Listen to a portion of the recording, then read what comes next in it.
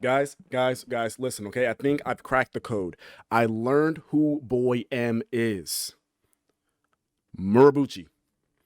I know.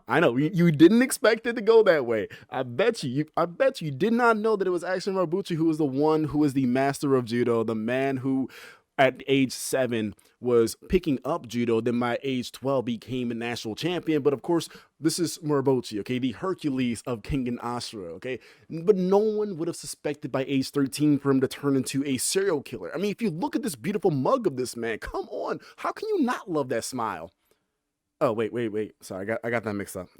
This is actually for a Meguro video. So, whoopsie. With that being said, let's give it up for the Black Flash of Judo, the man with that Yoshi tongue game, the misunderstood maniac, the man who was so strong Hayami said, I'll take 2 of them thanks. The man whose words gave birth to another serial killer, the killer with no conscience, Mr. I'd do it again if I could. The crying man, Meguro Masaki. What is good, y'all? Sing here, and today we're going to talk about Meguro Masaki. Now, the crying man of Kengan Ashura, he is crazy to a different extent. He's not crazy where he wants to hurt people just for the sake of hurting people. He's not out here to kill just for the sake of killing. He does it because he can't control his urges to do it. Sandro wanted Meguro to be a person that was never triggered into becoming a murderous person. He was never triggered into becoming someone who just killed. No, he was always meant to just be a madman. He was always meant to just be someone whose values and judgments are just so construed and just removed from the average person that realistically, in some aspects, he's still a regular person. Like, he wears clothes in the wintertime, just like you and I. He chills out at the beach, eating ice cream, just like you and I. He also sits down in a quadrupedal stance, just like you and I. I mean, who doesn't, right? The thing with Meguro is that he doesn't actually feel bad for what he does because he doesn't really comprehend that killing is bad.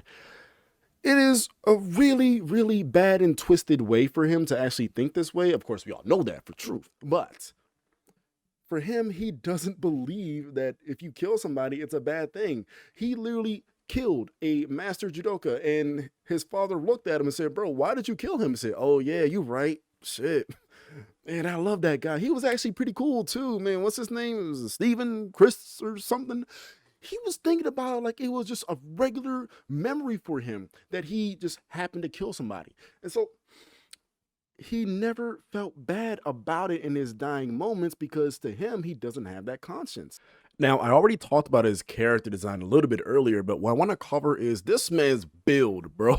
This man is built like that one dude in the gym who only does strictly arms and back. That is all that Masaki ever does to be worked out, bro. I mean, yes, he does have like the quads that can actually sustain him standing in that very like quadrupedal stance often. But bro, look at this man's shoulders, bro. This man's shoulder is bigger than Ren's head. This is actually wild. He's on that Julius level tip when it comes to just having like the absolute strength, and his endurance shows even more so from this amount of muscle that he has. Now, I'm gonna stop muscle fetishing right now and let's get on with his actual character design. So when Sandro was creating Meguro originally, he wanted to base him off of 3 different people.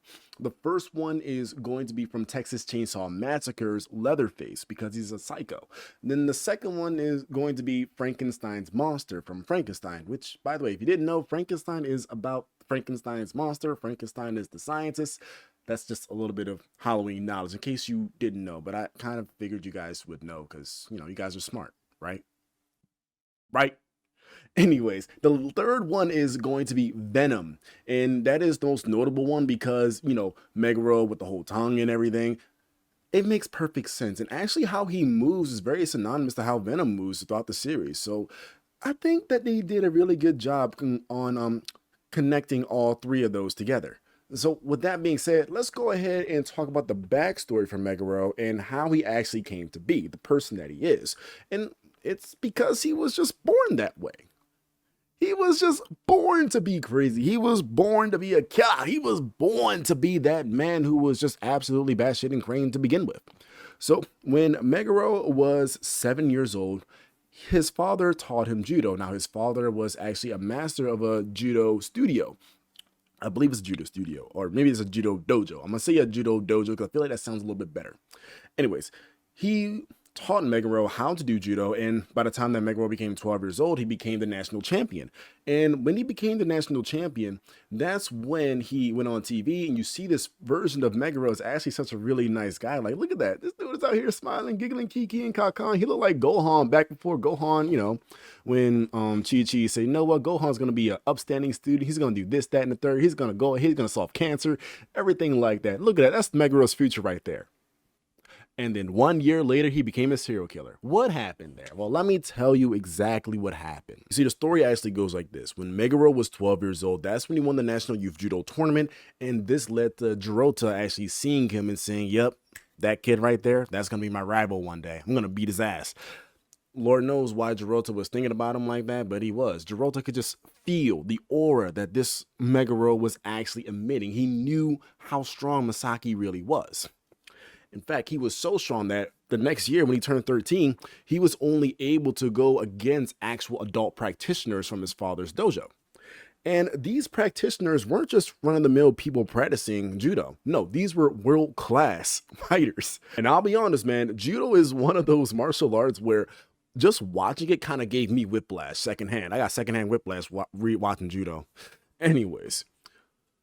The thing with Meguro is that he was born with these murderous intentions, rather these murderous tendencies that he just couldn't stop. He let the intrusive thoughts win in his case when he killed 3 world-class judokas from his father's dojo and then killed his father. Now, here's the thing.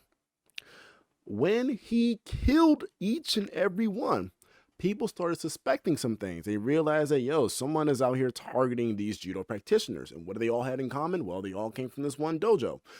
His father knew this based off of just the first killing alone, that they had been thrown to death. Now, this also implies that his father did nothing. He waited for one person to die, and the second one to die, and the third one to die, and that's when he knocked on Meguro's door and said, yo, son, I know it was you. Tell me, what happened? Why did you kill this guy? And then that's when Meguro pulled arguably one of the coldest things I've seen in Ashura, where he took the head of the guy who he had killed, held it up to his dad and said, who is this again? I think it was like Stephen, Marcus, John, somebody. I don't know. Who is it again, Dad? I forgot who I killed. Bro, the amount of smile and glee he got from that was absolutely absurd. Like, you can see the smile on his face in the next panel where his father did legitimately try to throw him to his own death, but he couldn't. For some reason, Meguro's center of gravity, or just... he couldn't throw Meguro. I don't know what it is with judo and how exactly the leverage and everything works like that, but I just assume that it's because Meguro was so strong, even at the young age of 13, that his father couldn't even beat him. And his father was a world-class master judo practitioner.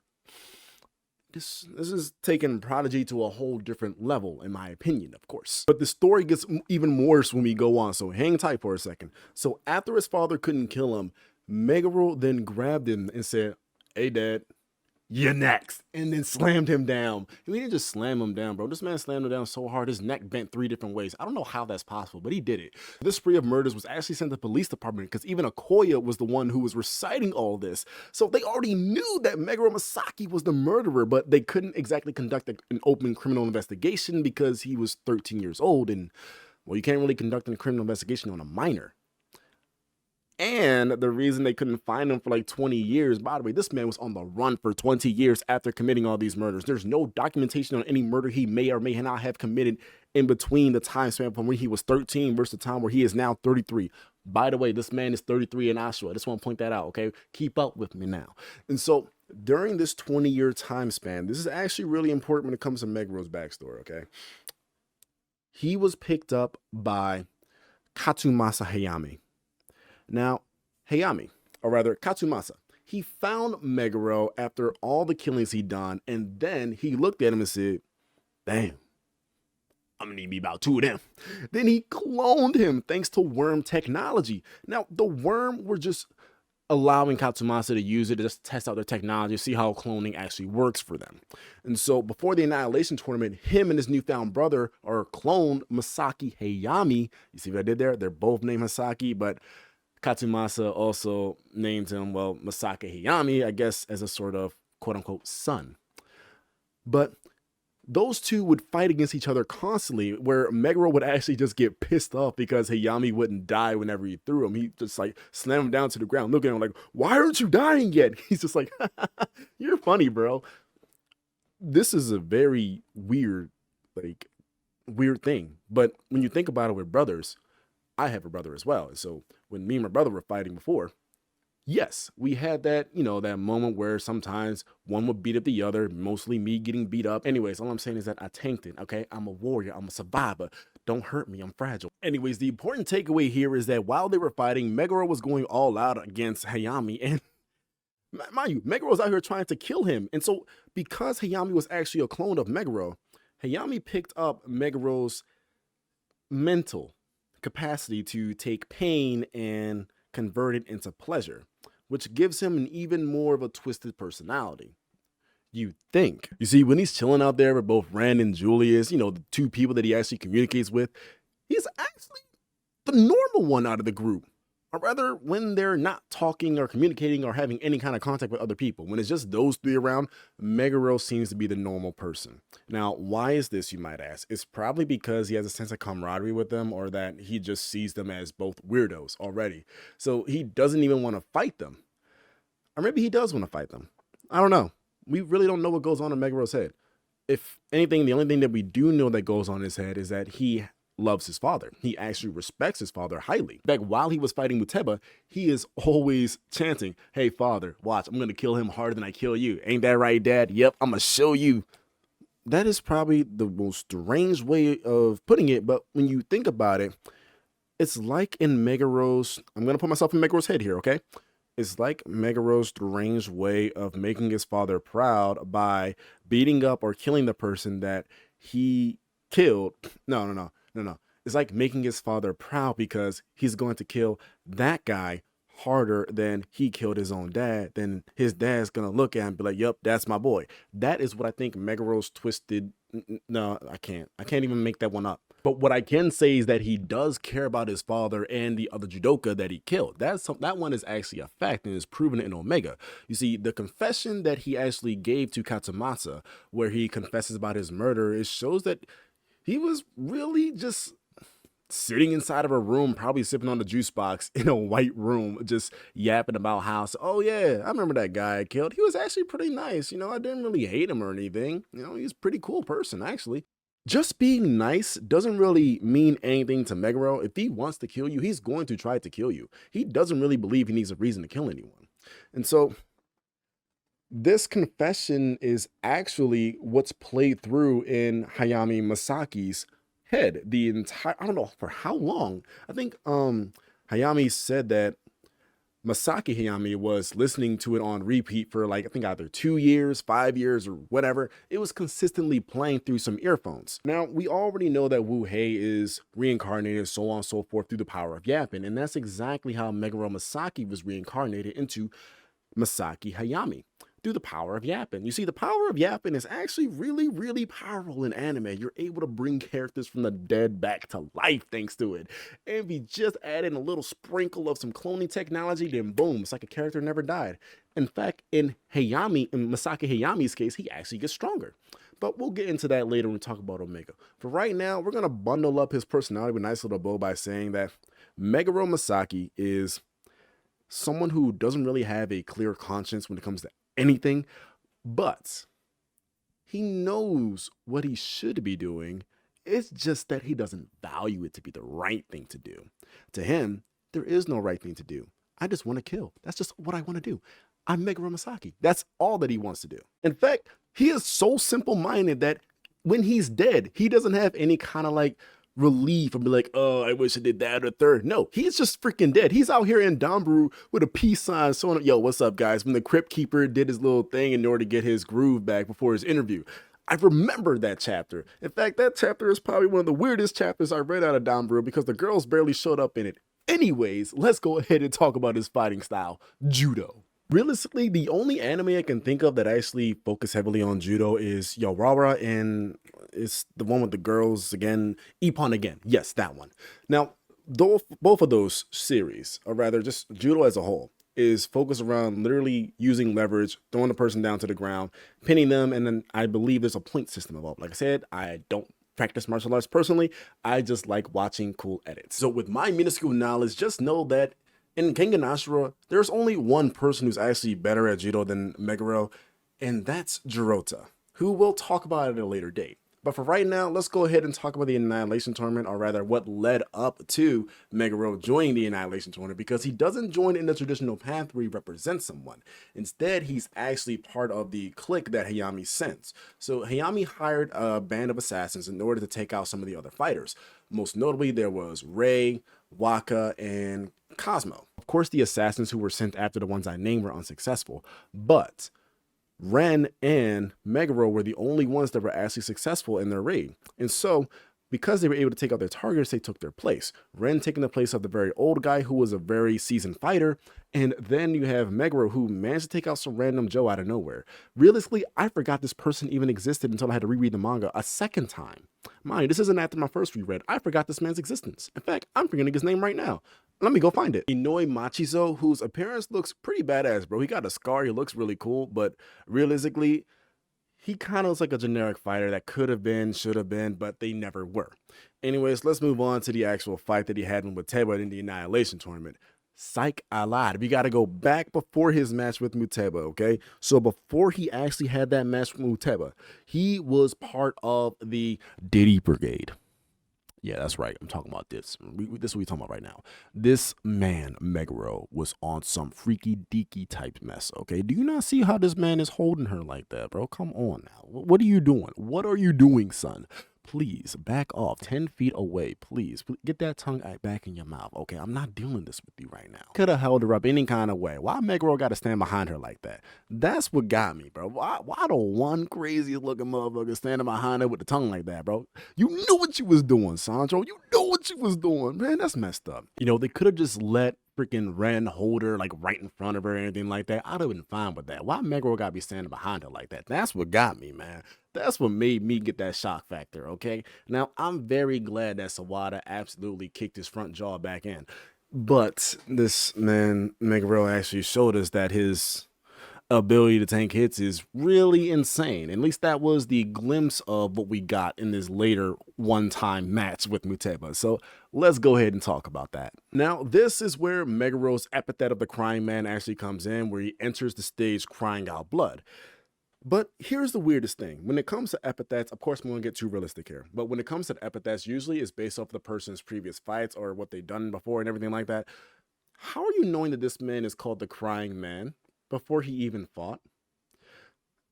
That aside, how did you get the title Crying Man? You know what? That aside, how is he actually crying blood? All he's doing right now is replaying him killing his father over and over and over and over again. I don't understand like how just memories and such can make a person cry blood, but I guess if you're feeling such intense emotions about a movement or such intense emotions about something, that it can cause it to trigger. So I'm going to assume that he has such passionate emotions about how he literally floored his father to the ground and then snapped his neck 50 different ways until this man looked like a crumpled up pretzel, that it brought so much joy to him that he's crying out blood. That's what I like. I'm going to go with that story. Write that one down. Anyways, let's go into his actual fight with Muteba. So when the fight started, Muteba already could tell the bloodlust that Masaki had. And it was not at all unclear to everyone, like immediately on site. Even Inaba was looking at him like, bro, don't you dare say that I'm one of them, okay? I'm an assassin, but I'm not a murderer. Okay, that was Inaba back then. Inaba made it clear. He said, I'm an assassin, I'm not a murderer. Those are some serial killers right there. Don't lump me in with them. They different, okay? I ain't about that lifestyle. I kill for reasons. They kill for sport. They kill for fun. That's what they about. Of course, that's, you know, Inaba talking right there. And so when they had exchanged their words and such, or rather, what little words that Meguro can actually get out, Muteba said, all right, bro, you weird, bro. You weird. And so when the fight started, this is another thing when it comes to Meguro's personality. He believes that patience is weakness. And so the moment that the fight started, Meguro immediately went for the kill onto Muteba. And so if you look at how he's actually grabbing him by his upper shoulder or his torso and such, it shows that he actually has a way of handling opponents that don't even have a gi or any type of clothing on. So it just shows for how much of a master of judo that Meguro actually is, and how comfortable he is fighting people who don't wear clothes, which is something that judo probably relies heavily on. Again, I'm not a judo practitioner, so don't quote me on this. So while Muteba wasn't actually able to get Meguro off of him, the only thing he could think of was to jab his eye, like gouge his eye out. And so this was really gruesome. It was a really brutal moment in the series. And Meguro was smiling. This is where we see that, bro, this man is actually deranged. This man can take any amount of pain that he has and just turn it into pleasure. And this man was smiling. He was kiki and kakon. He's like, oh, nah, I bet you Muteba probably felt something right there. And he had to say, get him off me immediately. And that's when Muteba reached for his balls and grabbed it and twisted it. Now, this is a very poetic moment in a sense, because it shows that even though Meguro was capable of sustaining all this pain and converting it into pleasure mentally, he had a cap onto it. And I think it goes to show that if any guy, I mean, guys, come on now, you know this, okay? If you get hit in the nuts hard enough, no matter what happens, number one, if you get hit in the nuts, it's gonna hurt. But in Meguro's case, he got hit in the nuts to the point where his brain couldn't even pretend that this shit is pleasure. This was just pain. He hit the panic button on that one, okay? He said, I'm done. I'm not doing this anymore. I'm ejected. And that's when he backed off.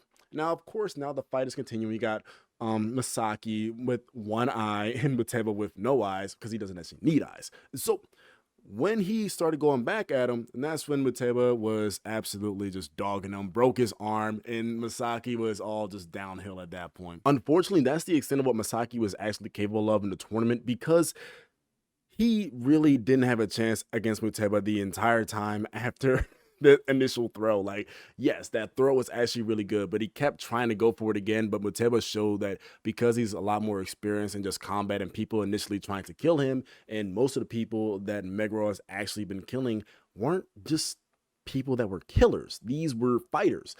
Muteba is someone who has fought multiple killers. So his experience when it comes to people who are out here outright trying to kill him is a lot higher than Meguro's. At the end of the day, I'm a firm believer that if Muteba was actually wearing a shirt, then he wouldn't have been able to turn Masaki's head landscape mode. So anyways, with that being said, it's going to conclude Meguro Masaki's entire life, really, in Kengan Ashura, but his legacy lives on in Kengan Omega. You see, his past entirely, as I mentioned before, was the catalyst for Jirota's entire backstory, which I'll cover that later on in my Jirota video. But Hayami Masaki, the clone that I had mentioned earlier in his backstory, mind you, Hayami Masaki didn't take place in the Annihilation Tournament because he was still, trying to become Meguro Masaki. He was still in the process of becoming who his brother actually, brother, quote unquote, because he's a clone, actually is. And so that clone was consistently listening to Meguro's confession to all of his killings as a way to pass down his personality. And despite not having any other notable moments in Omega, his legacy lives on in both Jirota and Hayami.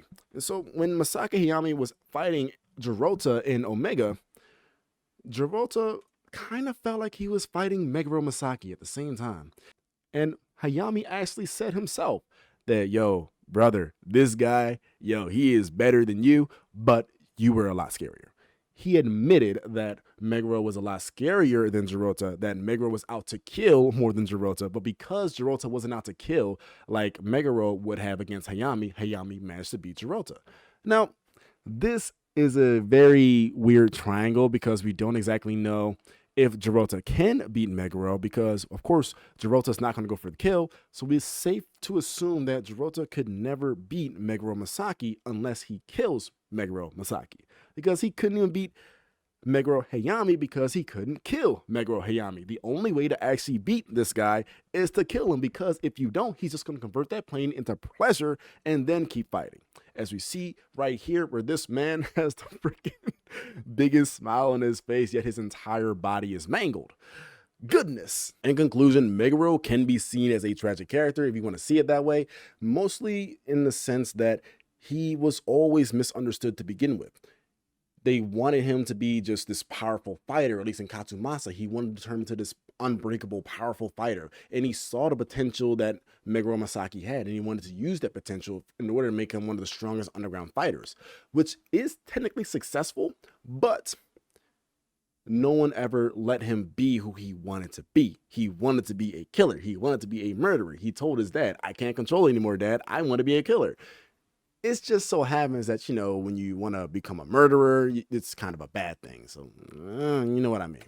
So, with that being said, thank you all so much for watching. I look forward to seeing you guys in the next one. And yeah, you guys take care.